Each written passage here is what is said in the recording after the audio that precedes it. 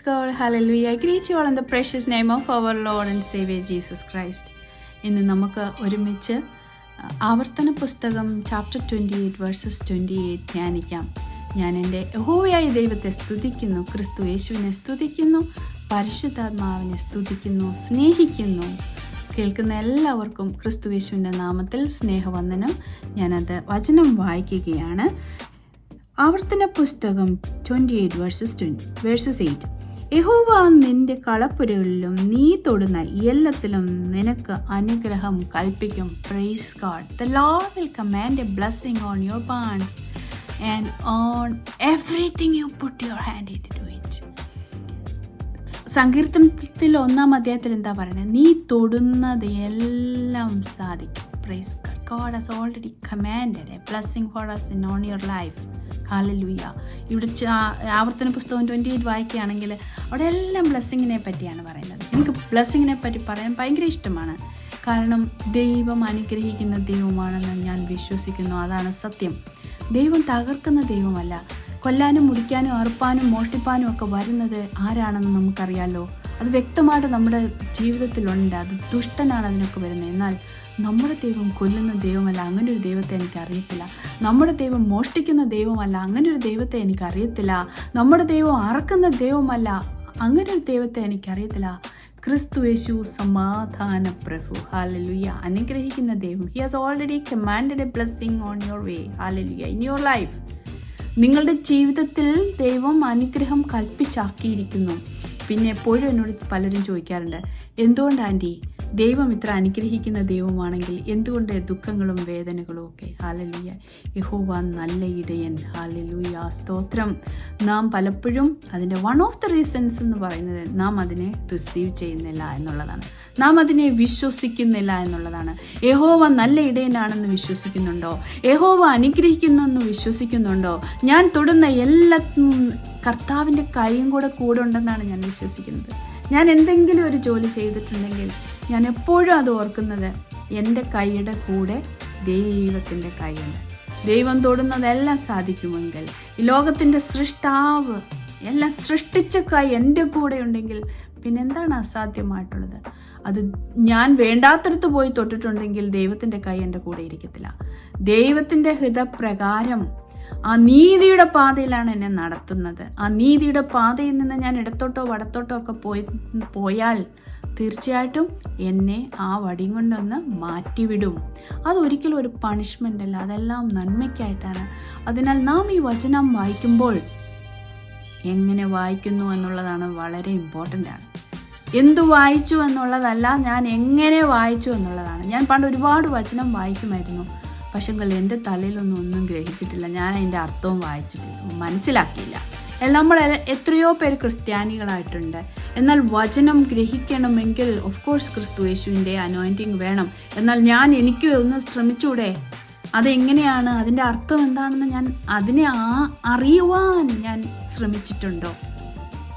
ഞാൻ പണ്ടൊക്കെ വായിക്കുന്ന യഹോവ എൻ്റെ ഇടയനാണ്, എനിക്ക് മുട്ടുണ്ടാകില്ല, പച്ചയാപുറങ്ങളിൽ അവനെ കിടത്തുന്നു, സ്വസ്ഥതയുള്ള വെള്ളത്തിനരിയത്തേക്ക് എന്നെ നടത്തുന്നു, എൻ്റെ പ്രാണനെ അവൻ തണുപ്പിക്കുന്നു എന്ന് വെച്ചാൽ ഞാൻ അങ്ങോട്ടും ഇങ്ങോട്ടും ഒക്കെ നോക്കി പലയിടത്തും ശ്രദ്ധിച്ച് എൻ്റെ കാര്യങ്ങളിലൊക്കെ ശ്രദ്ധിച്ച് ഞാനിത് ഓട്ടോമാറ്റിക്കലായിട്ട് ഞാൻ ബൈഹാർട്ട് ചെയ്തത് പറഞ്ഞുകൊണ്ടിരിക്കുകയാണ്. ബൈഹാർട്ട് ചെയ്യുന്നത് നല്ലതല്ലെന്നല്ല, ഓഫ് കോഴ്സ് അത് നല്ലതാണ്. പക്ഷെങ്കിൽ എൻ്റെ ആ മനസ്സ് ആ വചനത്തോടുണ്ട്. ഞാൻ എത്ര പ്രാവശ്യം അത് കാണാൻ പറഞ്ഞെങ്കിലും അതെൻ്റെ മനസ്സ് അതിൻ്റെ കൂടെ ഇല്ല എന്നുണ്ടെങ്കിൽ ഒരു പ്രയോജനമില്ല. ഞാനൊരു 50 പ്രാവശ്യം ഇങ്ങനെ വെച്ച് എണ്ണി പറഞ്ഞെന്ന് പറഞ്ഞാലും എൻ്റെ ഹൃദയം മറ്റുള്ളതിനെ വേണ്ടാത്തതിനെ ആശ്രയിക്കുകയാണെങ്കിൽ, ഞാനൊന്ന് പറഞ്ഞോട്ടെ, എൻ്റെ ഒരു കൂട്ടുകാരിക്ക് വേണ്ടിയിട്ട് ഞാൻ എന്തെങ്കിലും ഇഷ്ടമില്ലാത്തതാണ് ഞാൻ ചിന്തിക്കുന്നത്. ഈ വചനം ഇങ്ങനെ പറഞ്ഞുകൊണ്ട് അവളുടെ കാര്യം ഓർത്ത്, കാരണം ഓട്ടോമാറ്റിക്കലി ഞാൻ ഈ ബൈഹാർട്ട് ചെയ്ത് വെച്ചിരിക്കുന്നത് കൊണ്ട് എനിക്കത് പറയാൻ പറ്റും. പക്ഷേ എൻ്റെ മനസ്സ് ഒരു വേണ്ടാത്ത പ്രശ്നം ഉണ്ടാക്കാൻ വേണ്ടിയാണെങ്കിൽ, ഒരാളെ ദ്രോഹിക്കാൻ വേണ്ടിയാണെങ്കിൽ ഈ വചനവും അതുമായിട്ട് ചേരുമോ? ഡാർക്ക്നെസ്സിനെ എന്ത് രീതിയിൽ വെളിച്ചത്തോട് അടുത്ത് വരാനായിട്ട് പറ്റും? ഒരിക്കലും അതും ഇതും കൂടെ തുല്യമാകത്തില്ലല്ലോ. അതുകൊണ്ട് ഒന്ന് മനസ്സിലാക്കേണ്ടത്, യഹോവ എൻ്റെ ഇടയനാകുന്നു എന്ന് പറഞ്ഞ് വചനം വായിക്കുക. അതുപോലുള്ള ഏത് വചനം വായിച്ചാലും ഞാൻ ആ ഇടയനെ ഞാൻ കാണണം. ആ ഇടയൻ എന്നെ നയിക്കുന്നത് ഞാൻ കാണണം. അപ്പോഴാണത് പ്രവർത്തിക്കുന്നത്. ഞാൻ റിസീവ് ചെയ്യണം. അതെ, എൻ്റെ ഇടയൻ യഹോവയാണ്. ഞാൻ വെറുതെ പറഞ്ഞതുകൊണ്ട് കാര്യമില്ല. ഞാൻ അതിനെ റിസീവ് ചെയ്യണം. ദൈവപൈതലെ, receive the word of God, receive the word of God. നമ്മുടെ അനുഗ്രഹങ്ങൾക്ക് തടസ്സമായിരിക്കുന്നത് നമ്മൾ തന്നെയാണ്.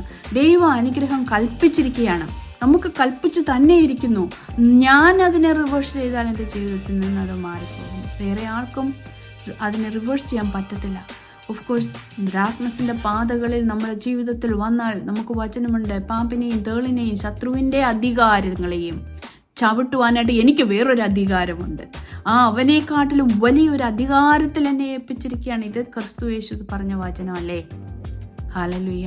അതെന്തുകൊണ്ട് എനിക്ക് വിശ്വസിച്ചുകൂടാ? ഈ ദൈവം അനുഗ്രഹിക്കുന്ന ദൈവമാണെന്ന് വിശ്വസിച്ച് എൻ്റെ ഇടയനായിട്ട് കൂടെ കൊണ്ട് നടക്കുമ്പോൾ ഞാൻ തൊടുന്നതൊക്കെയും സാധിക്കും. ഞാൻ അങ്ങ് തൊടുകയല്ല കേട്ടോ, എൻ്റെ കൈ തൊടുന്നിടത്തെ ആ ദൈവ സാന്നിധ്യമുണ്ടെന്ന് മനസ്സിലാക്കുക. സർവവും ഉണ്ടാക്കിയ യഹോവയായ ദൈവം ക്രിസ്തുവേശുവിൽ കൂടി എന്നെ സ്നേഹിച്ചുവെങ്കിൽ ആ ക്രിസ്തുവേശുവിൻ്റെ മുറിഞ്ഞ കര എൻ്റെ കൂടെ ഉണ്ടെന്ന് വിശ്വസിക്കുക. ഞാൻ ചെയ്യുന്ന എല്ലാ പ്രവൃത്തിയിലും, നീതി പ്രവൃത്തിയിലും ക്രിസ്തുവേശുവിനെ കൂട്ടുപിടിക്കുക. അത് ഞാൻ ഇമാജിൻ ചെയ്തിട്ട് തൊടുക. Praise God. Hallelujah. Lord has already commanded a blessing for us. അത് കൽപ്പിച്ചിരിക്കുന്നു എന്നാണ് മലയാളത്തിൽ പറയുന്നത്. God's intention is always to bless you and me. He has already promised us that He has already blessed us. His decision is to bless us. He is sending a blessing. Always He is sending a blessing for us. Hallelujah. നമുക്കൊരു letter വന്നെന്നിരിക്കട്ടെ, നമ്മളത് receive ചെയ്തില്ലെങ്കിൽ അത് അവിടെ ഇവിടെയൊക്കെ കിടക്കും. Receive ചെയ്തിട്ട് തുറന്നു നോക്കിയിട്ട് അതിനെ ഞാനത് മനസ്സിലാക്കിയില്ലെങ്കിൽ, അതിനെ അൺറാപ്പ് ചെയ്ത് അതിലുള്ളതിനെ ഞാൻ എടുത്തില്ല എങ്കിൽ, ഒരു ഗിഫ്റ്റാണ് ഒരു പാഴ്സൽ വന്നിട്ടുണ്ടെങ്കിൽ അതിനെ തുറന്നിട്ട് ഞാൻ അതിനെ എടുത്തിട്ട് എൻ്റെ ജീവിതത്തിൽ ഉപയോഗിക്കണം. എങ്കിൽ മാത്രമേ ആ ഗിഫ്റ്റിന് പ്രയോജനമുള്ളൂ. Promises are gift of God. അത് കമാൻഡ് ചെയ്ത് അയച്ചിരിക്കുകയാണ്, വെറുതെ അയച്ചതല്ല. ദൈവം കൽപ്പിച്ച് എനിക്ക് വേണ്ടി എൻ്റെ ജീവിതത്തിൽ തന്ന നല്ല ബ്ലെസ്സിങ്സ്, നല്ല ഗിഫ്റ്റ്സ്, ഞാനാണ് അതിനെ അൺറാപ്പ് ചെയ്ത് എടുക്കേണ്ടത്. Praise God. ഒരിക്കൽ ഞാനിവിടെ ആദ്യമായിട്ട് വന്നപ്പോൾ അവരാദ്യത്തെ എൻ്റെ 2 വീക്സിൻ്റെ പേജൊക്കെ എനിക്കിങ്ങനെ ഒരു ലെറ്റർ പോലെ, ഒരു ജസ്റ്റ് എൻവലപ്പ് പോലെ, എൻവലപ്പ് എന്ന് പറഞ്ഞാൽ പണ്ടൊക്കെയുള്ള ഇൻലൻഡ് പോലെ ഇരിക്കുന്നതിനകത്താണ് വന്നത്. അപ്പോൾ ഞാനിത് തുറന്ന് നോക്കി. അങ്ങനെ ഒരുപാട് ലെറ്റേഴ്സ് വരുമല്ലോ, അതുകൊണ്ട് ഞാൻ ജസ്റ്റ് മേഴ്സിൽ നിന്ന് എന്തോ വന്നു, ഹോസ്പിറ്റലിൽ നിന്ന് എന്തോ വന്നു, ഓക്കെ. ഞാനത് ആദ്യമൊന്നും വായിച്ചില്ല, ഞാനതങ്ങ് വെച്ചു. ഒത്തിരി ലെറ്റേഴ്സ് വന്നു അതിൻ്റെ കൂട്ടത്തിൽ വെച്ചു. എന്തായാലും അത് കളഞ്ഞില്ല. 1 മാസം കഴിഞ്ഞപ്പോഴേ എനിക്ക് പൈസ വന്നില്ല എന്ന് ഞാൻ പറഞ്ഞപ്പോഴാണ് അവർ പറഞ്ഞത്, വായിച്ചല്ലോ ഇങ്ങനെയാണ് വരുന്നതെന്നൊക്കെ പറഞ്ഞു. അപ്പോൾ ഞാൻ ചെന്ന് എൻ്റെ പഴയ ലെറ്റേഴ്സ് എല്ലാം നോക്കിയപ്പോൾ ആ ഇൻലൻഡ് പോലത്തേനകത്ത് പ്രത്യേകം ചെക്കായിട്ടല്ല, ആ ഇൻലൻഡിൻ്റെ ഒരു വശം ചെക്കായിട്ട് അങ്ങ് ഇരിക്കുകയായിരുന്നു.